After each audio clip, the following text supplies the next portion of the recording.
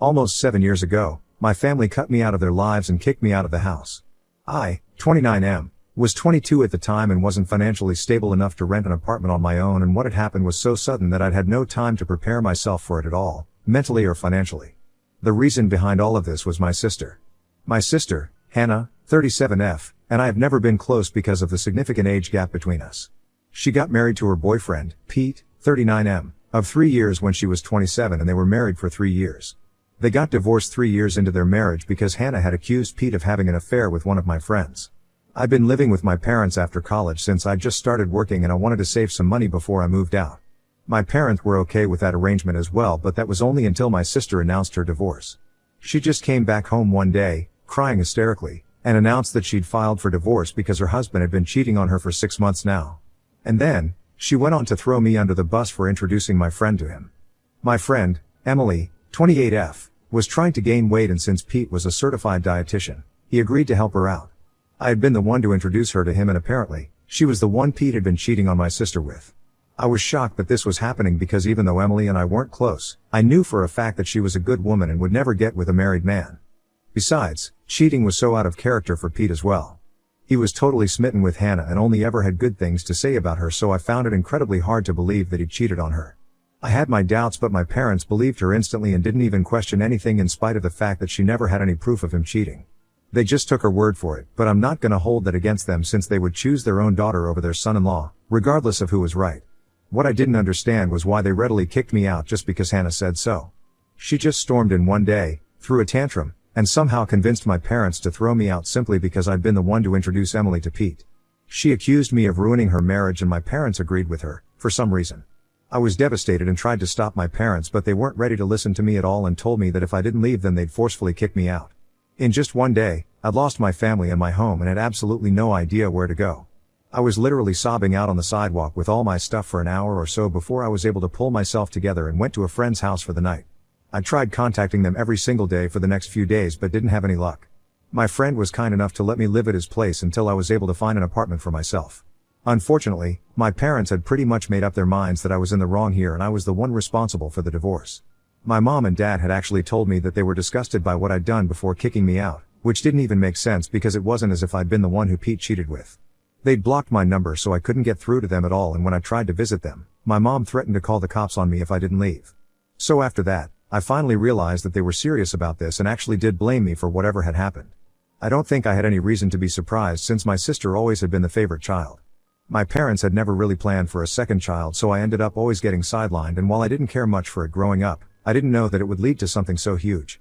Thinking about it now, I guess I should have seen it coming, but honestly, I don't think anyone in my place could have seen something like this coming. Anyway, I even tried to figure out things for myself to make sense of it all for the next couple of weeks since Hannah and my parents had practically cut me off altogether and I had no way to get to them. I couldn't speak to Pete either because he blocked me too, which didn't make any sense to me. I couldn't find him either because both Hannah and Pete had vacated the house they used to live in and had left to live with their respective parents instead. So I had no way to get through to anyone involved, which is why I approached my last resort to get to the truth, Emily. Like I said, Emily and I weren't really close, but I had to do what I had to do, so I just asked to meet her one day and explain the situation to her. I asked her if what Hannah had said about the affair was true, and she denied it vehemently. And I believed her, to be honest. Emily told me that she'd only ever met Pete a few times and only in a professional capacity, so there was absolutely nothing going on between them, and she had no idea why Hannah would say something so awful about her. She even told me that she'd had a steady boyfriend for a couple of years already and was planning to get hitched in a few months, too. She even showed me pictures, and what she'd told me was way more convincing than whatever Hannah had said. I had no proof, but I just knew somehow that Hannah had been lying about the real reason for the divorce. But since I had no proof, I couldn't go back to my family, and I most certainly couldn't go back without it. Back then, I was pretty desperate to go back to living with my family since I really missed them, despite what they'd done to me. With time, however, I was able to get over it and move on with my life. I managed to find a place and made my job the purpose of my life so that I'd have something to distract myself with. And I also had to pay the bills, so it was a better way of coping than just sitting around and being depressed since I didn't have any other option either. I was hurting a lot, but I knew I had to go on somehow, with or without my family's support. Years passed and now, I'm doing much better in life. I've moved from my tiny apartment to a much bigger one and even got engaged to my girlfriend of 2 years around a week ago.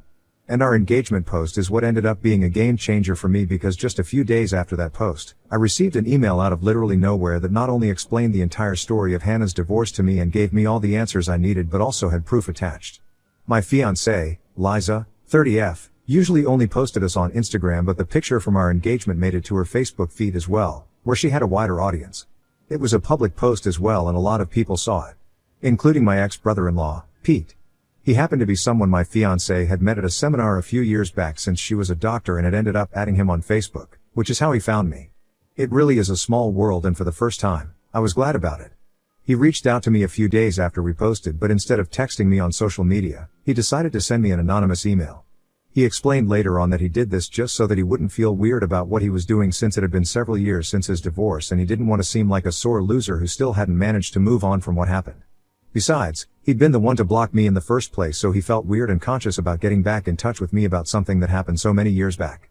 Coming to the contents of the email I received, it had the full story and proof of what had happened 7 years ago, and I couldn't believe my eyes when I went through it. So apparently, my sister had been the one cheating on Pete and not the other way around like she'd been telling us for so long.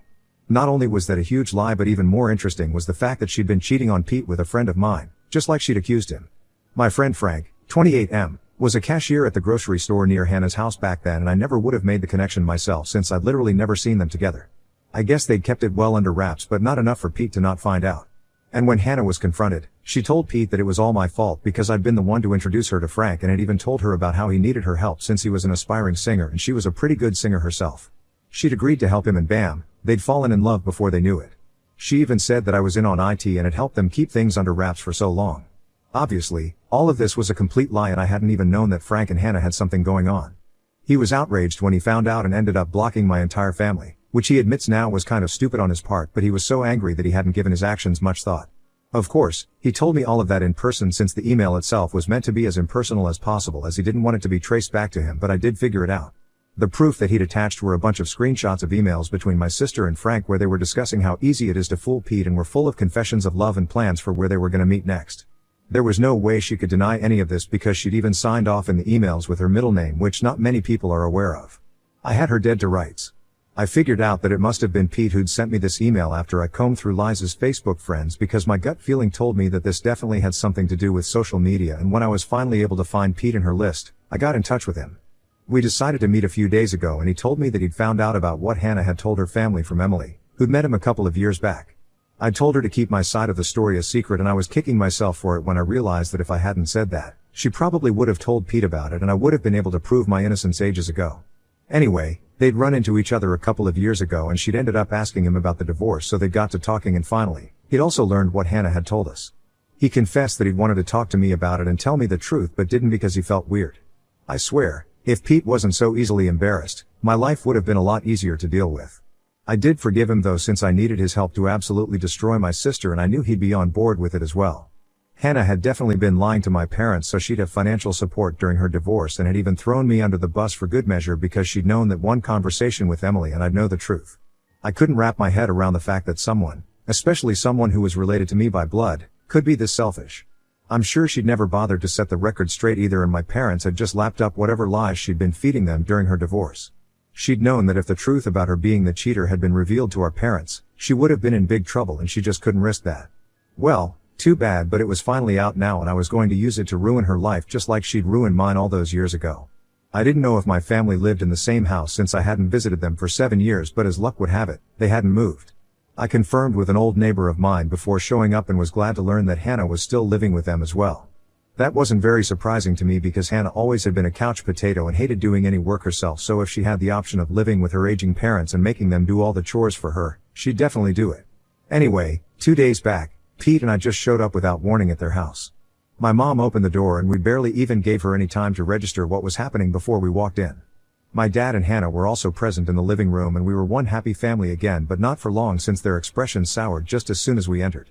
My dad began to threaten us immediately and said that he'd call the cops if we didn't get the hell out of his house, and I shot right back, saying that he was free to do whatever he wanted to, but only after he'd read the documents that we were about to show them. My parents looked incredibly confused, but Hannah looked like she was gonna barf and excused herself so that she could go to her room. I thought she was trying to escape, but there was no point in doing so anyway. Pete went on to show the divorce documents and the screenshots of Hannah and Frank's emails while I explained the real story. Pete also told my parents how Hannah had to give up our family heirloom, my grandmother's diamond ring, in the settlement because she couldn't afford to pay him the money since she's a high school teacher, so she had to sell the ring instead. My parents were already horrified by what we'd told them, and that was just the cherry on top. We watched the drama unfold as my dad demanded an explanation from Hannah for all that had happened, and when she still tried to lie and cover up the truth despite all the evidence against her, my dad promptly kicked her out. He packed her stuff for her and handed over the bags to her, then told us all to get the hell out of their house. I didn't need to be told twice and left with Pete while my sister begged and pleaded with my parents to let her back in just like I had, all those years ago. This was karma at its best, and I couldn't be happier about it. It's been a couple of days since then, and my sister showed up at my place a few hours ago, demanding that I make things right with my parents immediately. I didn't even know how she found me, but I told her that I didn't owe her anything anymore. She'd ruined my life once, so I repaid her the favor, and we were now fair and square. I guess she really had no pride left, because as soon as I said that, she started sobbing and accusing me of being a monster. I didn't care much for her drama, though, and shut the door while she continued to sob relentlessly. I just put my headphones on and listened to music while Liza, my fiancée, worked in her study so neither of us would be disturbed. After a while, Hannah finally left us alone, but she'd left a message with a marker on my door to remind me that I was nothing but a revengeful monster. I don't see anything wrong with what I did, very frankly, and don't feel sorry in the least, but Hannah seems pretty convinced that I'm the villain here, somehow. I just did to her what she'd done to me several years ago, except that I told the truth while she did nothing except lie and throw me under the bus. So what do you guys think? Ida for ruining my sister's life and getting her kicked out 7 years after she accused me of causing her divorce?